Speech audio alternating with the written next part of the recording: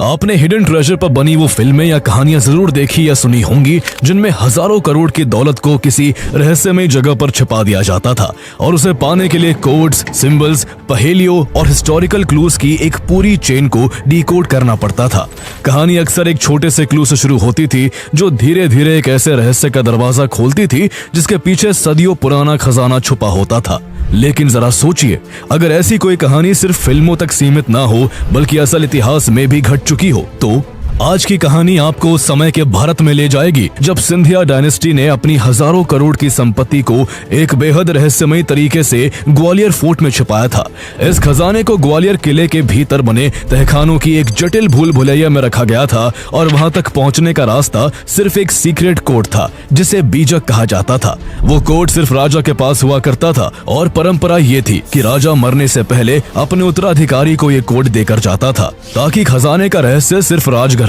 के भीतर ही सीमित रहे। दशकों तक ये सिलसिला बिना किसी रुकावट के चलता रहा, लेकिन फिर एक ऐसी चूक हुई जिसने पूरे खेल को पलट कर रख दिया। साल 1886 में एक सिंधिया राजा की मृत्यु हो जाती है और वो अपने उत्तराधिकारी को ये सीक्रेट कोड बताए बिना ही दुनिया से चले जाते हैं। इससे सदियों से सुरक्षित रखा खजाना जिसकी कीमत हजारों करोड़ में आंकी जाती है, एक ही झटके में सिंधिया परिवार से दूर चला जाता है। इसके बाद शुरू होती है उस खोए हुए खजाने की ऐसी तलाश जिसमें इतिहास, रहस्य